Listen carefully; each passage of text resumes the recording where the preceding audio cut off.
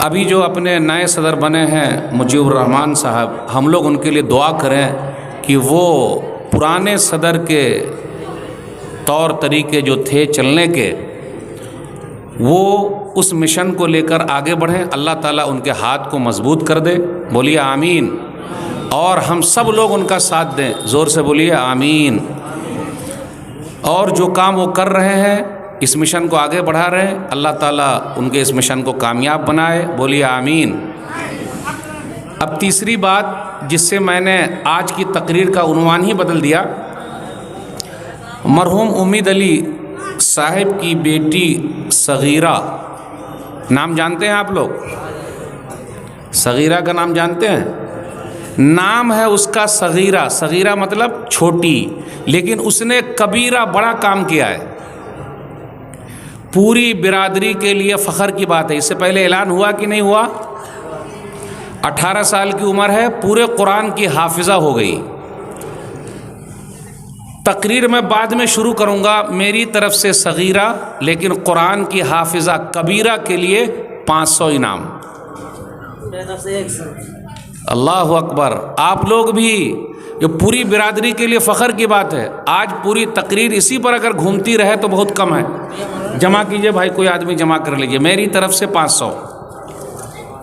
भाई मदरसे को तो आप लोगों ने दिया अल्हम्दुलिल्लाह, कल भी देने वाले हैं, लेकिन सगीरा को किसने दिया? जो कबीरा है और उसने बड़ा बड़ा काम किया है।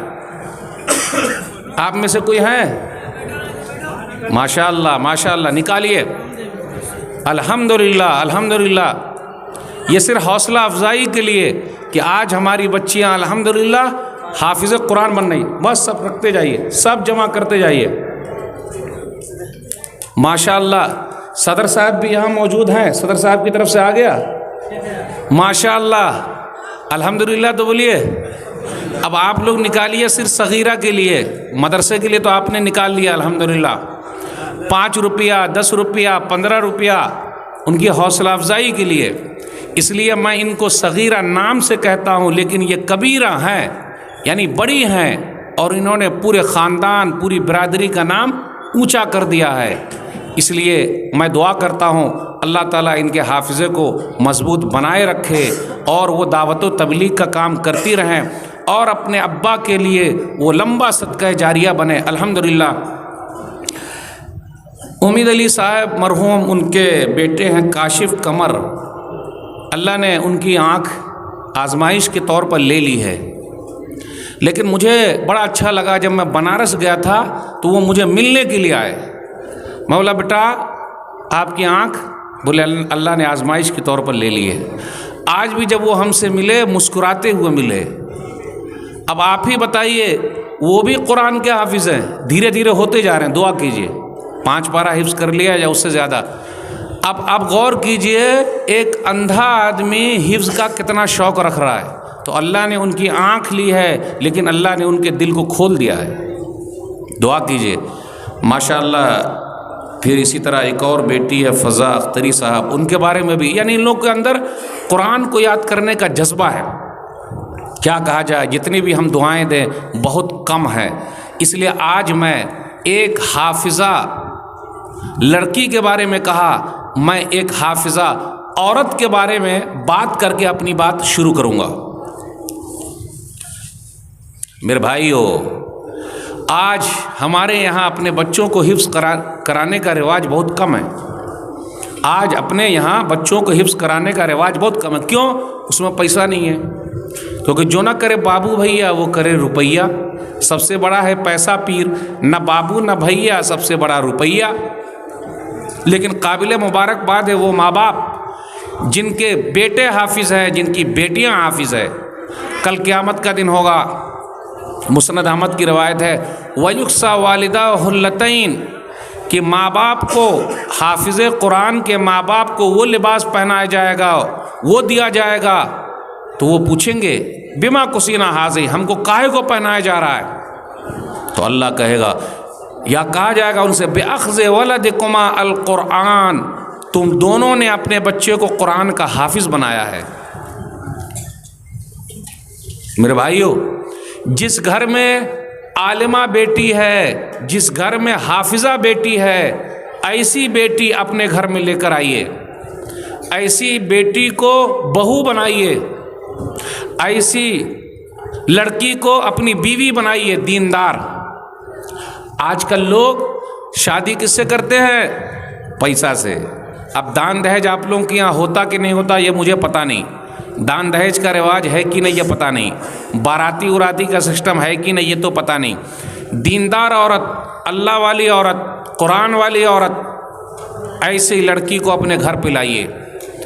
आज लोग देखते हैं गाड़ी है, बंगला है, ऐसा है वैसा है, दामाद चाहे नमाजी रहे न रहे, शराबी, कबाबी, जुआरी, बेईमान, तो क्या करता है वो पी के पीटता है।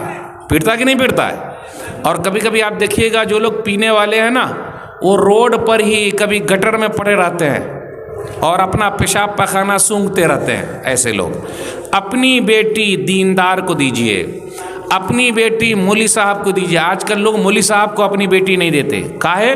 पैसा ही नहीं है। तो जब पैसा ही नहीं है तो का। और आजकल भी कुछ लड़की ऐसी है जो मौली साहब के साथ शादी नहीं करना चाहती है, काहे? अरे मौली साहब फिल्म नहीं दिखाएंगे, मौली साहब फटफटिया में नहीं घुमाएंगे, मौली साहब मार्केट नहीं ले जाएंगे। सही है ना? अरे आ रही है मेरी उर्दू समझ में आ रही कि नहीं भाई?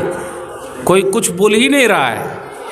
आ रही है, आ रही है, सही बात है, अल्हम्दुलिल्लाह। एक हाफिज़े कुरान, कुरान को याद करने वाली लड़की, उसकी शादी हुई तो बेटी के अब्बा ने कहा, या होने वाले दामाद से कहा, बेटा मेरी बेटी 18 पारे की हाफिज़ा है, ये सच्चा वाक़या सुना रहा हूँ। बेटी को हाफिज़ बनाइए, आलिम बनाइए, बरकत देखिए, आपके घर में बरकत आएगी।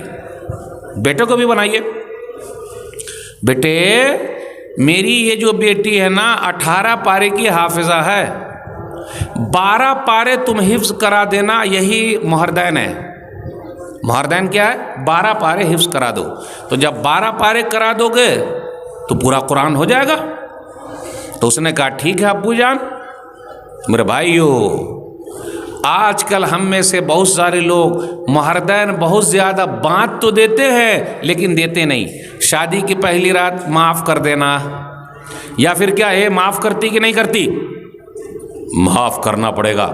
या फिर जब मरने लगते हैं तो उस वक्त अम्मी अब्बा को माफ़ कर दो ना, है ना, अम्मी अब्बा को माफ़ कर दो ना। मैं सीधा कहता हूँ मुहरदैन माफ़ नहीं है। माँ बहनों से कहता हूँ आपने मुहरदैन आज ही से मांगना, अगर नहीं मांगे हैं तो भाई मेरा मुहरदैन लाइए, लाइए मेरा मुहरदैन लाइए, लाइए। उस औरत की कहानी सुना रहा हूँ, ये सच्ची कहानी है और ये बरकत वाली कहानी है, क्योंकि अगर ये सगीरा की कहानी नहीं मुझे बताई जाती तो मैं ये वाक़या नहीं सुनाता। बरकत ही बरकत है घर के अंदर। आजकल लोग तरस रहे हैं कि मैं इतना कमाता हूँ, इतना कमाता हूँ, इतना कमाता हूँ, कभी बरकत नहीं है। बरकत कहाँ से आए? शादी हो गई। जब शादी हो गई 10-12 पारे उन्होंने हिफ्ज़ करा दिए, अब वो कुरान की हाफिज़ा हो गई। 10 बच्चे पैदा हुए, सच्चा वाक़या सुना रहा हूँ। 10 बच्चे पैदा हुए और वो जो मुफ्ती साहब थे, हाफिज़ साहब थे, वो बाहर कमाने जाते थे। वो बाहर ही थे, कमा रहे हैं, बाहर कमा रहे हैं। घर पे वो हाफिज़ा औरत घर के अंदर रही, पूरा घर का काम की, बर्तन माजे, खाना पकाया, कपड़े साफ किए और 10 बच्चों को पाला। गौर से सुनिएगा, 10 बच्चों को पालने के साथ साथ 10 बच्चों को कुरान का हाफिज़ बना दिया। किसने बनाया है? अब्बा ने कि अम्मी ने? रे भाई, किसने हाफिज़ बनाया? अब्बा ने कि अम्मी ने? अम्मी ने हाफिज़ बनाया, अब्बा ने नहीं बनाया, क्योंकि अब्बा तो कमा रहे हैं। तो अम्मी जो कुरान की हाफिज़ा थी, 10 बच्चे पैदा हुए, 10 बच्चों को अम्मी ने कुरान का हाफिज़ बना दिया। और अम्मी अभी दुनिया से गुजर गई है, अब्बू लेकिन जिंदा हैं। तो अब रिपोर्टर ने पूछा मुफ्ती साहब दूसरी शादी कर लीजिए। तो मुफ्ती साहब का जवाब सुन लीजिए। एक हाफिज़ा औरत, आलिमा औरत अपने घर के लिए कितनी बरकत है। इसलिए आप लोग भी अपने बेटों के लिए अगर रिश्ता देखना हो तो अपने मदरसे में आकर पहले तलाश कीजिए, आपके घर में बरकत आएगी। मुफ्ती साहब से एक ने पूछा, रिपोर्टर ने, मुफ्ती साहब दूसरी शादी कर लीजिए। बोले सुनिए, मैं इतने सालों तक अपनी बीवी के साथ रहा, मेरी बीवी ने आज तक मुझसे कपड़ा नहीं मांगा कि मुझे फला कपड़ा चाहिए, ये चाहिए, वो चाहिए, ऐसा चाहिए, वैसा चाहिए, कभी नहीं मांगा। ऐसी औरत कहाँ मिलेगी? ये अल्लाह वाली, कुरान की हाफिज़ा, हदीस की हाफिज़ा, कुरान का इल्म रखने वाली, हदीस का इल्म रखने वाली जानकारी बोल सकती है। कहा मुझे ये कपड़ा नहीं चाहिए, वो कपड़ा चाहिए, कभी नहीं कहा ही नहीं ये चाहिए वो चाहिए ना। नंबर 2, मेरे 10 बच्चों को मेरी बीवी ने कुरान का हाफिज़ बनाया है, मैंने नहीं बनाया। नंबर 3, मेरी एक किताब छपी, मुफ्ती साहब ने कहा मेरी एक किताब छपी और उस किताब के लिए मैं अपनी बीवी से सोना कर्जा लिया। बीवी के पास सोना था, जेवर था। मैंने कहा बीवी से आप अपने जेवर हमको दे दीजिए, तो उन्होंने जेवर दे दिए। जब जेवर दे दिया तो मेरी किताब छप गई। उस जेवर में इतनी बरकत थी, इतनी बरकत थी, इतनी बरकत थी कि मेरी किताब पूरी दुनिया में कई बार छपी है। तो जब मैं अपनी बीवी को वो पैसा वापस करने गया कि आप अपना जेवर खरीद लीजिए, तो मेरी बीवी ने कहा, गौर से सुनिएगा, मेरी बीवी ने कहा कि मैंने इस किताब को छापने के लिए अल्लाह से सौदा किया है और मुझे अल्लाह से बदला चाहिए, आपसे बदला नहीं। तो मुफ्ती साहब ने कहा अगर ऐसी कोई नेक औरत है तो ले आइए, मैं शादी कर लेता हूँ। ये सच्चा वाकया सुनाया मैंने आपको। भाई कितना इनाम हुआ? नहीं गिने बोलो ना। काहे नहीं गिने भाई? हर चीज़ का ऐलान होता है, इसका काहे नहीं?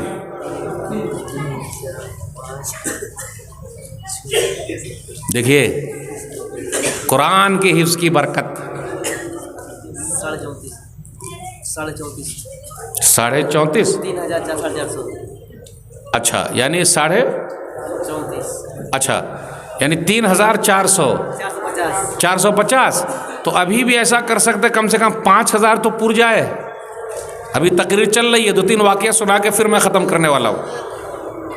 माशाअल्लाह माशाअल्लाह, देते जाइए मेरे भाइयों। तो मैंने क्या बताया, वही सगीरा से मैंने अपनी बात शुरू की और एक हाफिज़े, एक कुरान की हाफिज़ा जो थी, जो 10 बच्चों की माँ बनी और 10 बच्चों को कुरान का हाफिज़ बनाया। आपको सुनकर ताज्जुब होगा, अभी 5 बच्चों की माँ वो खुद कुरान की हाफिज़ा हो गई है। 5 बच्चों की माँ।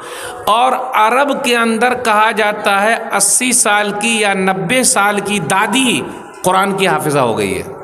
तो हमारे यहाँ जितने बैठे हुए हैं 80 साल के तो कोई होगे नहीं बुजुर्ग। यहाँ कोई भी 80 साल वाले नहीं है क्या? नहीं है। कितने हैं? 50, 60, 70। तो आप लोग भी कुरान के हाफिज़ बन सकते हैं, मैं ये बताना चाहता हूँ। आइए ज़रा मैं कुछ बातें आपके सामने रखूँ हदीस की रोशनी में मेरे भाइयों। जन्नती औरत की निशानी क्या है? हदीस के अंदर आया, सहीह जामे हदीस नंबर 2604, नबी सल्लल्लाहु अलैहि वसल्लम ने फरमाया, अला उख़बिरुकुम बिनिसाइकुम मिन अहलिल जन्नह, क्या मैं तुम लोगों को जन्नती औरत ना बतला दूँ? अल-वदूद अल-वलूद अल-अऊद अल्लती इज़ा ज़ुलिमत क़ालत हाज़िही यदी फ़ी यदिका ला अज़ूक़ु गम्ज़न हत्ता तरज़ा। बहुत ज़्यादा मोहब्बत करने वाली। अब आप लोग बोलेंगे अरे मौलवी साहब बहुत ज़्यादा मोहब्बत करने वाली कैसे पता चलेगा? शादी तो अभी हुई नहीं, शादी तो अभी हुई नहीं, तो कैसे पता चलेगा?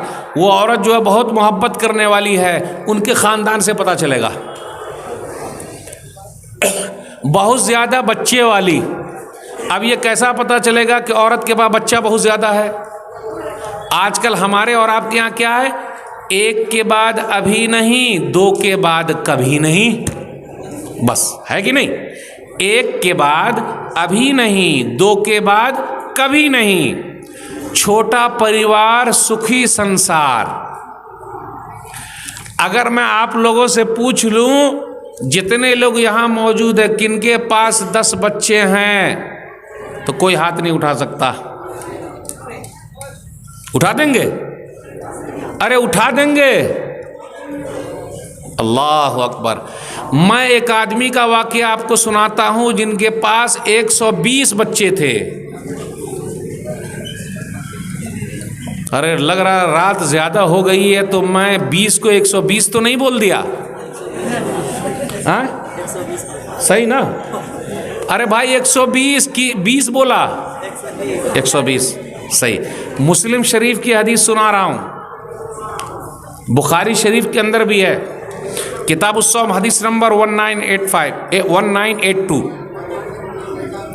नबी सल्लल्लाहु अलैहि वसल्लम अनस रज़ियल्लाहु ताला अन्हु के घर गए तो उनकी अम्मी ने कहा यह आपका प्यारा अनस है, अनस के लिए दुआ कर दीजिए। मेरे भाइयों, मौलवियों की दुआ लीजिए, दुआ, मौलवियों की बद्दुआ मत लीजिए। आजकल हम और आप अपने मौलाना लोगों को बहुत सताते हैं, सताते कि नहीं? पीछे पड़े रहते हैं, मौलाना के पीछे पड़े रहते हैं। मौलाना के पीछे जरूर रहिए लेकिन पीछे पड़िए नहीं समझे जुमला? पीछे जरूर रहिए क्योंकि नमाज में पीछे है ना, सिर्फ जनाजे में आगे रहना पड़ता है। जब मर जाएंगे तभी आगे हो पाएंगे, वरना हमेशा मौली साहब के पीछे ही रहना पड़ेगा। तो मौली साहब के पीछे रहिए लेकिन मौली साहब के पीछे ना पड़िए। लेकिन कितने लोग पढ़ते हैं? मौलाना लोगों को पूछते तो हैं लेकिन पूछते नहीं हैं, मौलाना क्या चल रहा है, क्या हो रहा है, नहीं हो रहा है। ये हदीस भूल जाऊंगा तो याद दिलाइएगा अनस वाली। एक हदीस सुनाना चाहता हूँ, सही बुखारी किताबुल अज़ान हदीस नंबर 755। साद बिन वक्कास रज़ियल्लाहु ताला अन्हु कूफा के गवर्नर थे, नमाज पढ़ाते थे तो एक आदमी खड़ा हो गया, उसामा नाम था। बोले साद, इनको नमाज पढ़ाना नहीं आता। जैसे आजकल हम में से भी कुछ लोग हैं मस्जिद के इमाम के पीछे पड़े रहते हैं, मौलाना जल्दी सजदा कीजिए ना, बहुत लंबा कर रहे हैं, मौलाना साहब किरात बड़ी लंबी हो रही है। अब कितने लोग कभी नमाज में तो आते नहीं, कुछ लोग कभी आ गए वक्त पर तो घड़ी ताकते रहते हैं। मौली साहब कहाँ लेट हो गए, मौलाना साहब क्यों लेट आए? वाह रे वाह, वाह रे वाह। अपने घर में बेटा लेट आया चलेगा, बीवी लेट आई चलेगा, मौली साहब लेट आए तो नहीं चलेगा। वाह रे वाह, ऐसा है। सब्र कीजिए, सब्र। उसमें क्या होता, कितने लोग मुफ्ती बन के खुद ही आगे बढ़ जाते हैं। 1 मिनट लेट हुए खुद आगे बढ़ गए। अरे 5 मिनट इंतजार कीजिए मौली साहब का, कम से कम 5 मिनट, उसके बाद जमात खड़ी कीजिए। तो बताना चाह रहा था शिकायत की, तो उमर बिन खत्ताब रज़ियल्लाहु ताला अन्हु ने साद बिन वक्कास रज़ियल्लाहु ताला अन्हु को इमामत से हटा दिया और अम्मार बिन यासिर को इमाम बना दिया। बोले जाइए कूफा आप। उसके बाद कमेटी बैठी। आजकल तो कमेटी भी नहीं बैठती है, किसको निकाला जा रहा है। अगर हम मस्जिद से निकाले या मदरसा से निकाले, हमारे पास कमेटी होनी चाहिए, लेकिन वो भी है नहीं।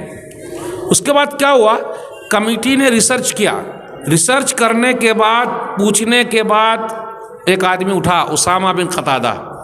बोले हाँ ये साद बिन वक्कास है, ये तो इंसाफ भी नहीं करते, जहाद में भी नहीं जाते और नमाज भी सही नहीं पढ़ाते। साद बिन वक्कास रज़ियल्लाहु ताला अन्हु खड़े हो गए। याद रखिएगा, मौली साहब की दुआ में बहुत असर है। जिस तरह दुआ में असर है, बद्दुआ में भी असर है।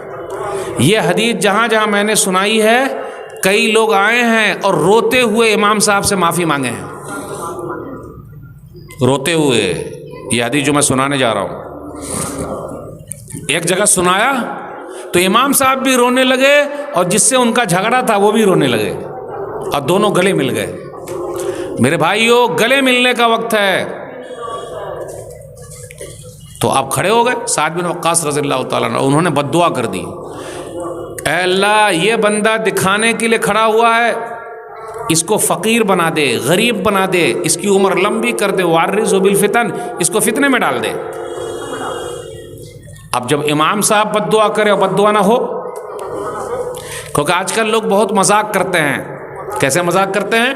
कुछ मुतवल्ली साहब है, कुछ लोग हैं अरे इमाम साहब आपकी तनख्वाह में बड़ी बरकत है। हो सकता है आप में से भी कुछ लोग होंगे, मौली साहब आपको जो सैलरी मिलती है उसमें तो बहुत बरकत है। आपकी सैलरी 5,000, मेरी तनख्वाह 25,000, लेकिन आपका जो 5,000 है ना बहुत बरकत वाला है। खूब मजाक उड़ाते। तो कभी मौली साहब को भी मजाक करना चाहिए। भाई साहब अगर मेरे 5,000 में उतनी ही बरकत है तो आइंदा महीने मेरा 5 आप ले लीजिए और आपका 50 मैं ले लूँगा, ताकि अदला बदली हो जाए। मेरे 5,000 के बरकत में आप अपना काम चलाते रहिए। ये कैसे होगा? ये कैसे होगा? ऐसा लोग बोलते हैं। अब एक मर्तबा मुतवल्ली साहब ने कहा मेरे बेटे को जॉब मिलने वाली है तो दुआ कर दीजिए। तो इमाम साहब दुआ कर रहे हैं, अल्लाह मुझे जितना पैसा मिल रहा है मुतवल्ली साहब के बेटे को भी उतने वाली ही जॉब मिला दे। अरे इमाम साहब ये कहा ये कौन सी दुआ कर रहे हैं आप? बात समझ में आ रही है?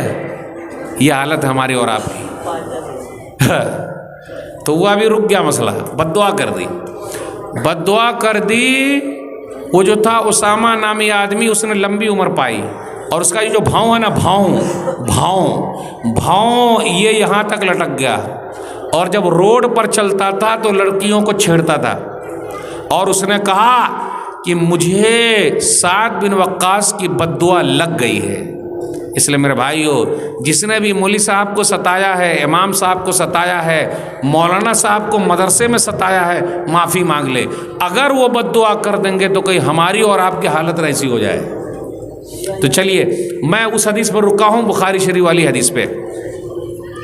नबी सल्लल्लाहु अलैहि वसल्लम अनस बिन मालिक रज़ियल्लाहु ताला अन्हु के घर पे हैं, क्योंकि 120 बच्चे वाला वाक़या सुना रहा हूँ। हमारे पास एक के बाद अभी नहीं, दो के बाद कभी नहीं। तो जब नबी सल्लल्लाहु अलैहि वसल्लम घर से जाने लगे तो अनस बिन मालिक रज़ियल्लाहु ताला अन्हु की अम्मी ने कहा उम्मे सुलैम कि यह आपका नौकर है अनस, ज़रा दुआ कर दीजिए। नबी सल्लल्लाहु अलैहि वसल्लम ने दुआ कर दी और ऐसी दुआ की, इतनी बरकत की दुआ की, इतनी बरकत की दुआ की, इतनी बरकत की दुआ की। इसलिए मेरे भाइयों, कसरत की दुआ नहीं, बरकत की दुआ कराइए। कसरत मतलब ज़्यादा, ये भी आ जाए, वो भी आ जाए, वो भी आ जाए, वो भी आ जाए। पेट कभी नहीं भरेगा जब तक कब्र में न चले जाएं। बरकत की दुआ कीजिए, ये काम हो जाए, ये काम हो जाए, ये काम हो जाए, वो काम हो जाए। बरकत की दुआ कीजिए। तो नबी सल्लल्लाहु अलैहि वसल्लम ने दुआ कर दी, अल्लाहुम्मा अर्ज़ुक़हु मालन व वलदन व बारिक लहू। अल्लाह माल दे, औलाद दे, बरकत दे दे।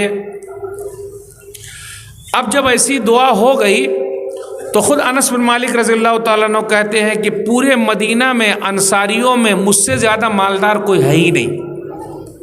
अब यहाँ रुकिए, हम में से जो भी मालदार है वो कभी नहीं कहता मैं सबसे बड़ा मालदार हूँ। काहे? डरता है, वो छुपाता है। वो मेरे भाइयों, अल्लाह की नेमत को नहीं छुपाने का अल्हम्दुलिल्लाह, अल्लाह का शुक्र है मैं सबसे बड़ा मालदार हूँ, ऐसा बोलिए अल्हम्दुलिल्लाह।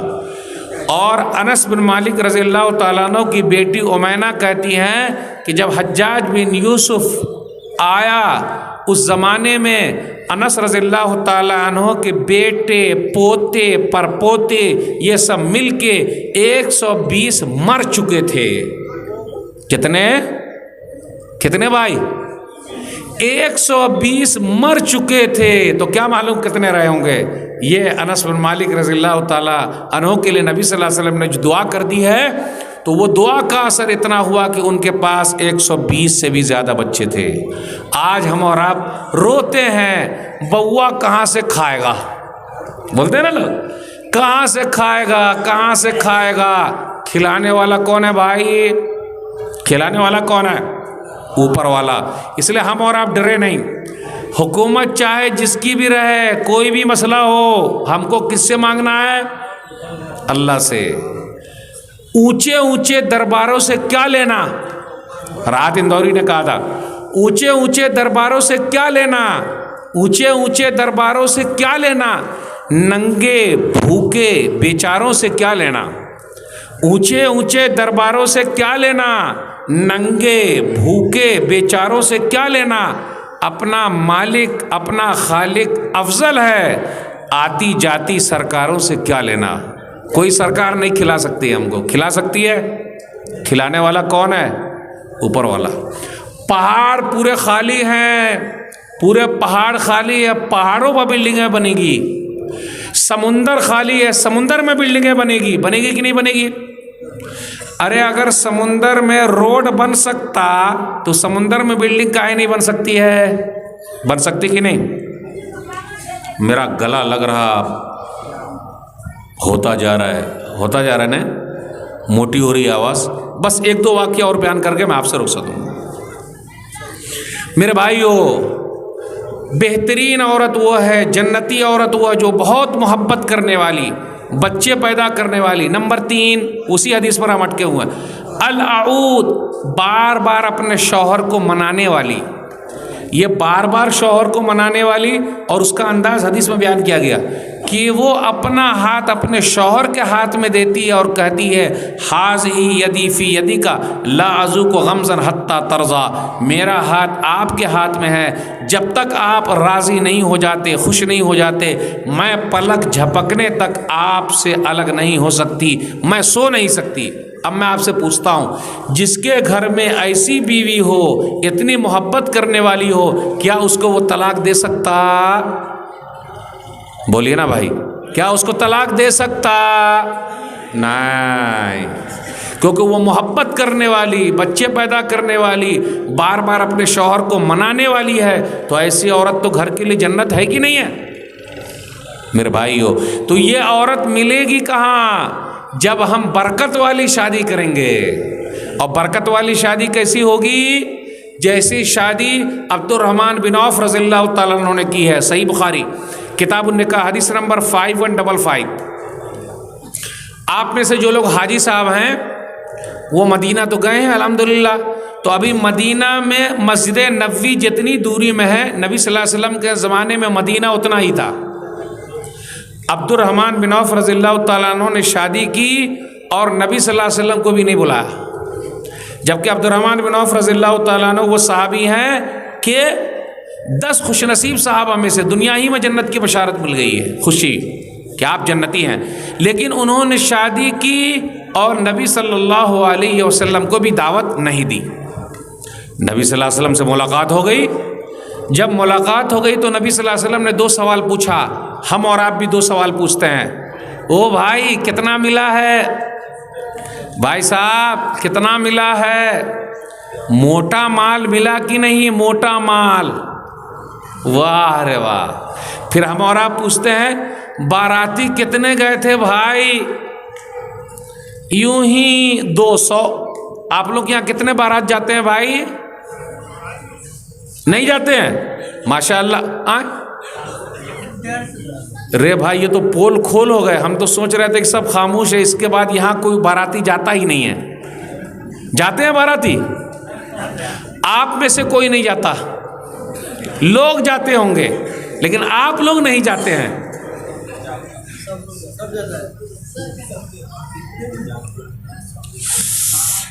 मेरा सर ये हो रहा है। आप लोग भी जाते हैं बाराती? बारात में खाने को क्या मिलता है? कीनले पानी मिलता है कि नहीं? कीनले पानी जानते हैं? बिसलेरी वाला पीने को। आधा पिया और आधा बर्तनी में हाथ धो दिया, आधा खाए और चले आए। मुर्ग मुसल्लम मिलता है खाने को। फोटो खींचने को मिलता है। लड़की सबका खींचते हैं ना सब। ये गांव की लड़की सब ऐसी है कि नहीं? हो रहा है कि नहीं हो रहा? यस बॉस, सही। और अगर खाना लाने में देरी हो गई तो खाने को फेंकते कि नहीं फेंकते? फेंक रहे हैं। कितने जो लोग बीमार लोग जाते हैं वो क्या बोलते हैं? गोश्त को यहाँ दबाया, लेकिन वो ताना नहीं आता है। रे कैसा बूटी दिया रे, ला फिर यहीं लगी हुई है बूटी, फिर रख रहा है कि नहीं? चल रहा। और नल्ला किसी को मिलता है, नल्ला जानते हैं? नल्ला, उसके अंदर गूदा भरा रहता है, गूदा। उसको ठोक ठोक के पूरा निकाल लेते। मैं हमेशा बोलता हूँ, हम तो वो लोग हैं मुसलमान लोग कि हड्डी को जब तक गूदा न निकल जाए छोड़ते, गूदा जब तक निकल न जाए हड्डी को भी छोड़ते नहीं है। तो जब तक जान ना निकल जाए भारत की मिट्टी को भी छोड़ते, भारत को, हिंदुस्तान को छोड़ने वाले नहीं। समझे भाई?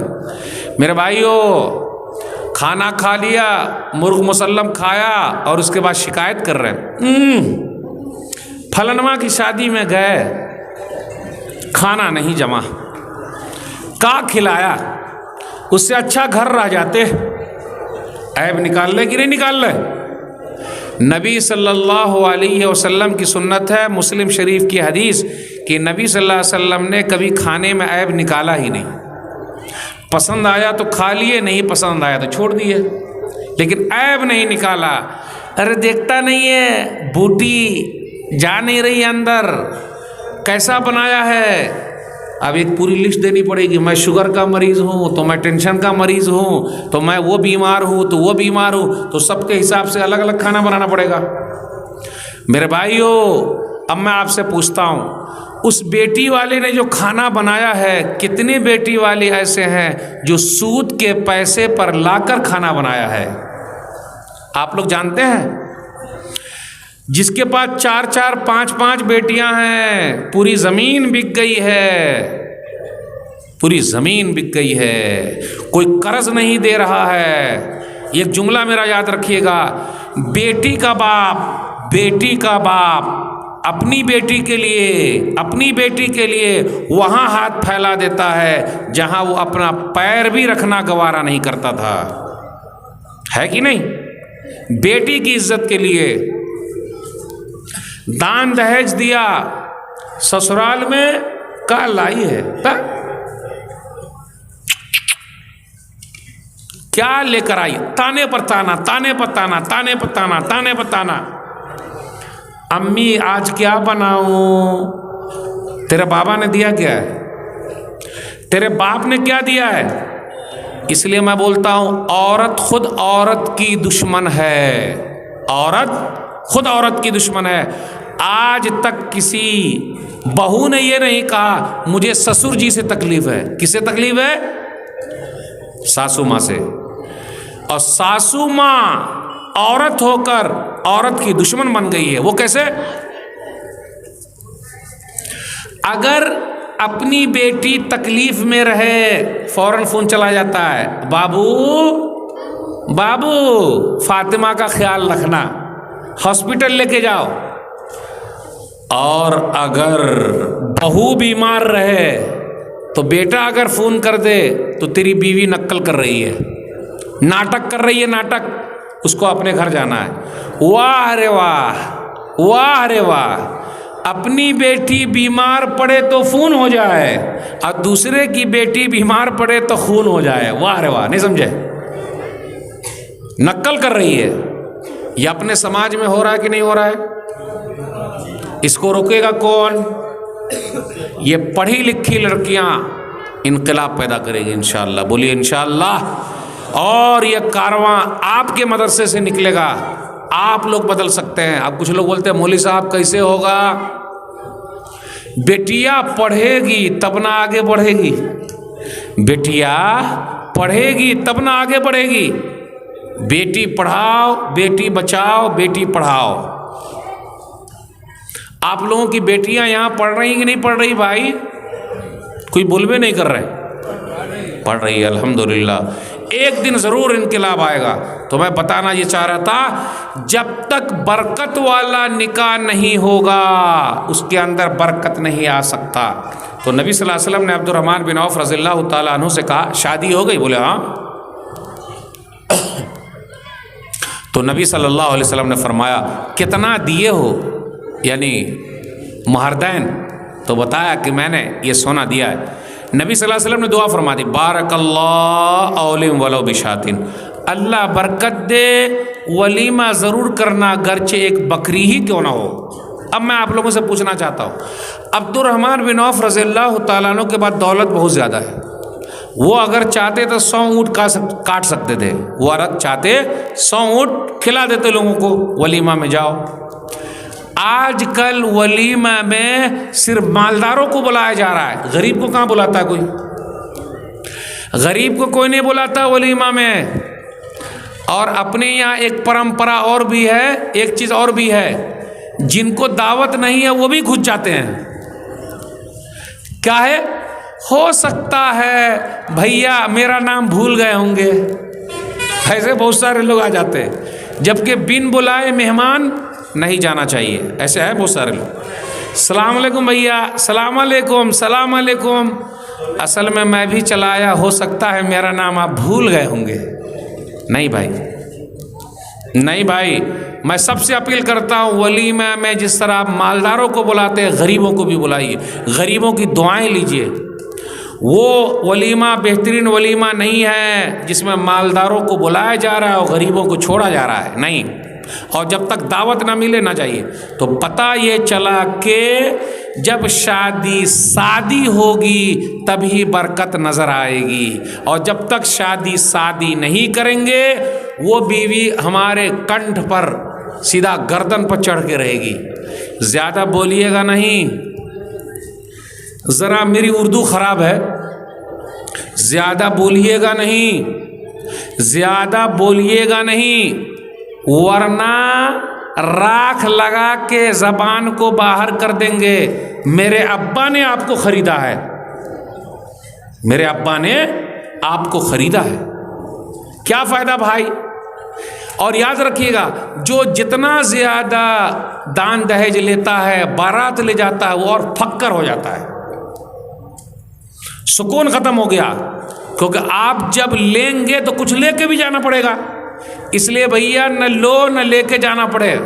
और निकाह शादी मस्जिदों में कीजिए, निकाह मस्जिद में। जब तक निकाह मस्जिद में नहीं करेंगे बरकत कहाँ से नज़र आएगी। अभी मैं एक शादी में गया था, अल्हम्दुलिल्लाह लगभग 10-12 साल हो गए, मैंने अहद कर रखा है मैं किसी का बाराती नहीं जाऊँगा, मेरा अपना है। और मैं जब निकाह पढ़ाता हूँ तो मैं पहले बोल देता हूँ महारदन लाइए, महारदन लाइए, सच्चा वाक़या सुना रहा हूँ। एक जगह मैंने गांव में पढ़ाया तो महारदन लिखा दिया, बोला लाइए। जैसे लाइए बोला वो सटपटा गया, बोले अरे ये कैसा मौलवी साहब है। अब वो यहाँ भाग रहा, वहाँ भाग रहा, वहाँ भाग रहा, वहाँ भाग रहा है। बिलाखिर जो महारदैन में देना था वो पहले मैंने ले लिया, उसके बाद निकाह पढ़ाया। अरे जब लड़की वाले से वसूल करता है तो महारदैन जो असल चीज़ है वो देगा काहे नहीं। अच्छा, आप लोगों के यहाँ निकाह के बाद छुहारा बंटता है क्या? छुहारा आप लोगों के यहाँ भी है? शुरुआत है, यानी ये हर जगह है क्या? अब मैं आपसे पूछना चाहता हूँ, बेटी वाले ने अपनी बेटी दे दी, दान दहेज दे दिया, बाराती को खिला दिया, तो बेटी वाला क्या छुहारा नहीं दे सकता था क्या? आए भाई, दे सकता था ना बेचारा। तो आप छुहारा लाके क्या बताना चाहते हैं? पहले जब बाराती लोग आते थे तो उनको कबाच लगा दिया जाता था, जानते थे कबाच? नहीं जानते कबाच? यानी एक दरख्त ऐसा होता है कि उसका एक फल ऐसा है कि अगर वो आपको लगा दे तो खुजलाते रहिएगा, खुजलाते रहिएगा, खुजलाते रहिएगा। तो पहले जब बाराती सब आते थे वो 2 दिन रुकते थे, रात भर रुके तो अब बच्चे लोग तो बदमाश होते ही वो दरख्त का लेके आ गया, सटा दिया, उधर गया उसको सटा दिया, उधर गया उसको सटा दिया, सब रात भर खुजलाइए रहा है। तो भाई आए हैं काहे को, खुजलाते रहिए। चल, ये पहले था, अब अभी क्या ये पता नहीं, अभी भी है, खत्म हो गया। अच्छा, आप लोग क्या फटाका फूटता है क्या? माशाअल्लाह, एक चीज़ सही। डॉक्टर साहब, हाफिज साहब, खत्म, माशाअल्लाह। अब धीरे धीरे आप लोग सब मिल के कोशिश कीजिए, हम बारात नहीं जाएंगे, बारात नहीं जाना, ख़त्म। सीधा हम शादी करेंगे। मेरे भाइयों, बिटिया इतनी पढ़ रही है, घर पे है, इनकी शादी जब तक शादी नहीं होगी तो होगा क्या? इसलिए आप देखिएगा कुछ बेटियां दूसरों के साथ भाग रही है, भाग रही कि नहीं भाग रही है? उनके हाथ लाल पीले कौन करेंगे? ये दान दहेज। और मैं तो मौलाना लोगों से एक रिक्वेस्ट करता हूँ, बस मेरी आखिरी बात है, मेरे गले का भी मसला होता जा रहा है। आखिरी बात यह है, मैं मौलाना लोगों से रिक्वेस्ट करता हूँ जो निकाह पढ़ाते हैं जिस निकाह में डीजे बजा, जिस शादी में डीजे बजा, डीजे बजता आप लोग क्या अभी धड़क धड़क धड़क धड़क वाला, ठीक है, बउआ बोलते हैं हाँ बचता है। बजता है ना। जिस शादी में डीजे बजा, मैं आम बात